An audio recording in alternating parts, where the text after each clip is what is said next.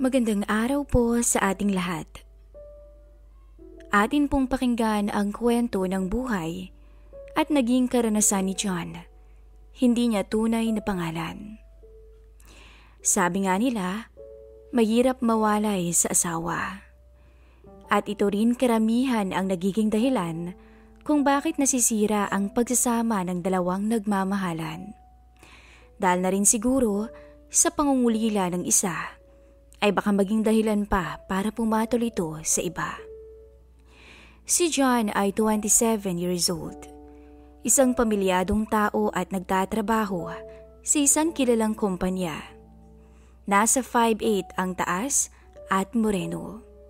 Hindi babaero, ngunit may isang bagay siyang magiging kasalanan sa asawa niyang nasa abroad. Ang kanyang biyenan naman ay si Helen, 42 years old. Maganda pa rin sa kabila ng edad nito. Isa na itong byuda dahil matagal nang namayapa ang kanyang asawa. Hindi naman na siya naghanap pa ng makakasamang lalaki sa buhay. Sapat na sa kanya ang asawang namayapa. Ngunit isang bagay ang magagawa nitong kasalanan sa anak na si Danica, na siyang misis ni John. Matatawag nga ba yung pagkakasala kung ang hangarin lang naman ni Helen ay matulungan lang si John na huwag matuon ang atensyon sa ibang babae habang wala ang misis nito na nasa abroad.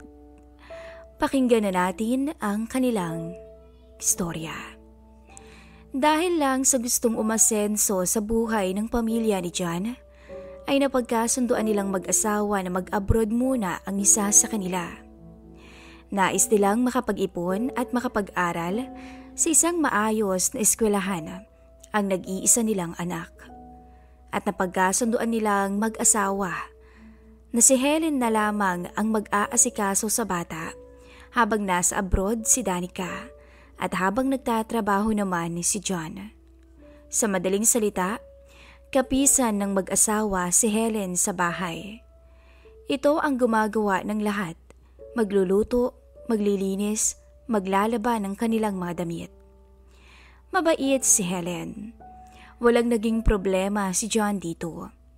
Hindi katulad ng ibang mag-asawang laging pinag-aawayan ay ang mga biyanan. Napagkasunduan nga ng mag-asawa na si Danica na lang ang mag-a-abroad dahil maganda ang trabaho ni John dito sa Pinas. Nang makaalis na si Danica, ay si John, si Helen at ang bata na lang ang naiwan sa bahay. Kung itsura lang naman, may dating pa si Helen kumpara sa iba niyang kaedad. Maganda pa rin ang mukha at masasabing sexy pa rin. Yun ang katotohanan sa itsura ni Helen. Dahil pansin pa rin talaga ni John ang kaputian at kinis nito. Kaakit-akit pa rin talaga ito kahit na nasa late 40s na ang edad. Aminado si John na minsan ay iba ang paghanga niya kay Helen. Pero andun pa rin naman ang paggalang nito sa kanya dahil napakabait nito sa kanilang mag-asawa. Pero habang tumatagal silang magkasama sa bahay, ay wala siyang kamalay-malay na unti-unti na pala siyang nahuhulog sa makasalanang paghanga sa ginang. Isang hapon, kakaawas lang ni John sa trabaho. "Kumain ka na ba? Teka't ipaghahain kita." Bungad ni Helen sa kanya.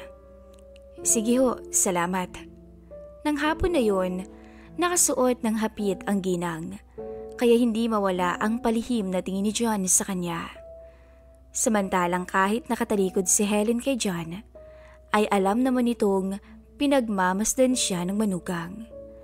Habang tumatagal, ay napapadalas ang mga ganong sitwasyon sa pagitan ng dalawa. Medyo nagpapakita sila ng motibo sa isa't isa. Tuwing nanunood ng TV sa may sala si John, ay naka-boxer short lamang ito at kunwari aabuti na ito ng antok at doon na mapapaidlip. Minsan ay nagkunwaring tulog si John, ngunit nagmamatsyag lang sa paligid. Hanggang sa dumaan si Helen sa harap niya, sabay napahinto. Mga 5 minuto din siyang naroon bago niya ginising si John at pinapunta na ito sa kwarto para matulog. John, gising na. Doon ka na matulog sa kwarto mo. Si John naman ay nagkunwaring naalimpungatan. Ay, sige ho. Pasensya na at dito na pala ako inabot ng antok. Pupungas-pungas naman itong sagot. Pero bigla na lang itong napangiti dahil nahuli niya ang ginang na kinuhaan siya ng picture habang nagkukunwaring tulog. Ilang araw ang nakalipas. Nasa banyo si John para magbawas. Pag-alis niya roon, laking gulat niya nang pagbukas ng pinto ay makita niya at makasalubong si Helen na patungo rin sa loob. O John, nandyan ka pala, nakakagulat ka naman. Kayo rin ho nakakagulat. Gising pa pala ho kayo. Matutulog na rin, may tinapos lang ako. Ikaw, ba't gising ka pa? Ho? May tinapos lang din ho, magpapahinga na rin. Sagot ni John. O siya, sige, at mag-CR lang ako. Pansin ni John ang palihim na pagsulyap sa kanya ng ginang. Nang dumaan ito sa kanya, hindi niya alam ang gagawin sa sitwasyon na iyon. Lalo na't nalaman niyang pareho lang silang may interes para sa isa't isa.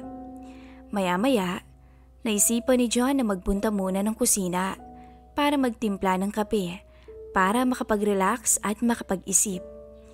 Pero hindi niya inaasahang darating na naman si Helen sa kusina kung saan siya nagkakape. Oh, hindi ka pa inaantok, John? Sige't magtitimpla rin ako ng kape para may kasama ka naman dyan. Ani ng ginang. Habang nasa kusina, ay nagkaroon sila ng pagkakataon para magkausap ng masinsinan. Miss mo na ba si Danica ko? Tagal na rin niyang di nakakauwi, no? Tanong ni Helen kay John. Medyo nga ho Matipid na sagot naman ito. Pero alam ko ang pangangailangan niyong mga lalaki. Sana naman huwag kang tumikim ng iba. Diretsang sabi pa ng ginang. Nagulat naman si John sa biglaang pag-iba ng topic nila. Pero binaliwala lang niya yun at sinabayan na lang ang ganong klase ng usapin. Medyo hirap na nga po pero okay pa naman po. Kaya naman po Sabay ngiti nito kay Helen. Naiilang naman si John sa mga sinasabi nito. Medyo pangaral na kasi ang dating nito sa kanya at sa puntong personal pa, pero wala namang naging problema yun sa kanya. John, tatapatin kita. Pag hindi mo na kaya, sabihin mo lang sa akin at baka makatulong ako. Medyo nagulat si John sa sinabing yun ni Helen. Ho? Nalilitong tanong pa ng lalaki. Wala, sige na. Inaantok na ako, maaga pang gising bukas. Magpahinga ka na rin, ha? Naiwan si John na nag-iisa sa kusina habang tinatanaw niya si Helen patungo sa kwarto nito.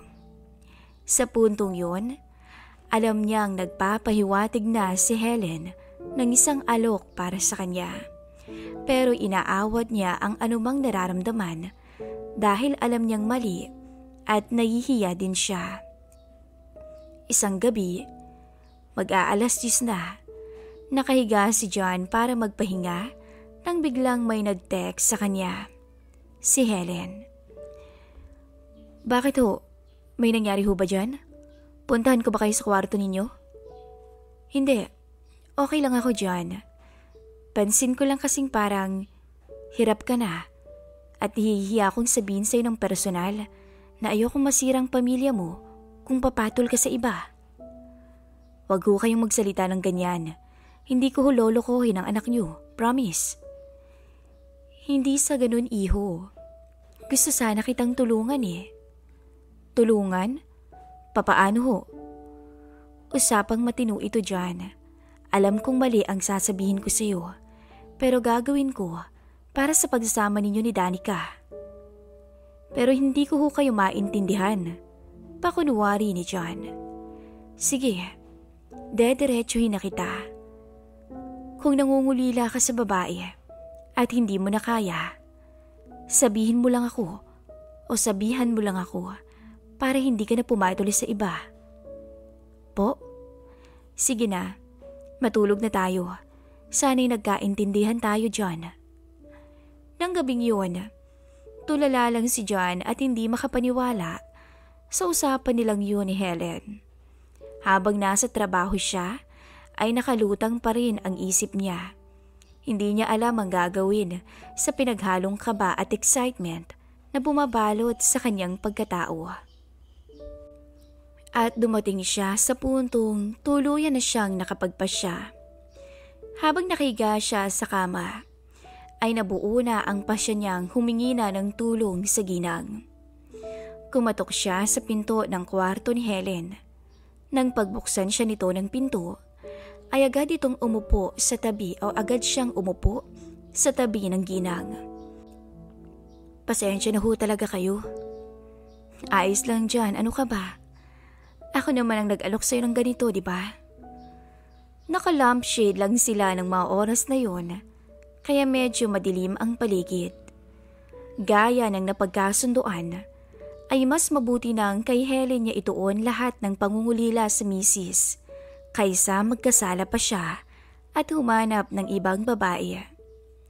Nang mga oras na yun, hindi makapaniwala si John kung gaano nakakabaliw ang lantad na kagandahan ni Helen. Ngunit kahit ganun, ay hanggang halik at haplos lang ang kanilang limitasyon para maiwasan ang pagkakasalang iniiwas-iwasan nilang mangyari. Nagkasundo sila na hanggang dun lang ang limitasyon ng lahat. Ang importante ay maibisan ang pangungulila ni John sa asawa sa tulong ni Helen. Kinaumagahan, linggo, kaya tinanghali ng gising si John. Pagkaalis niya ng kwarto, nakita niya si Helen sa kusina na nagluluto. Pilyong yumakap siya sa ginang. John, ano ka ba? Nakakagulat ka naman. Ngumiti lang si John at malambing na hinalikan sa batok si Helen. Ikaw talaga, John. Kaaga-aga eh. Umalis ka na dyan at maghahain na ako. Gisingin mo na rin ang anak mo. Matapos nang namagitan sa kanila, ay naging malambing si John kay Helen. At sa tuwing mangungulila siya sa misis, ay humihingi lamang ito ng tulong sa kanya at hindi naman niya ito tinatanggihan. Basta ang usapan ay usapan. Yun ang laging sinasabi ni Helen, na hindi dapat sila sumobra sa kanilang napagkasunduan. Gusto ni Helen na huwag maghanap ng ibang babae si John para hindi masaktan si Danica. Kaya gagawin niya ang lahat sa paraang alam niya. Sa gayoy hindi malihis sa ibang babae ang atensyon ng mister ng kanyang anak. Ngunit naroon rin ang isipin niyang paano kung tuluyang mahumaling sa kanya si John. Bahala na. Ang tanging nasasabi na lamang nito sa isipan. Basta ang mahalaga ay naroon siya at handang tumulong sa anumang paraang alam niya. Hanggang dito na lamang po at maraming salamat sa mga nakinig.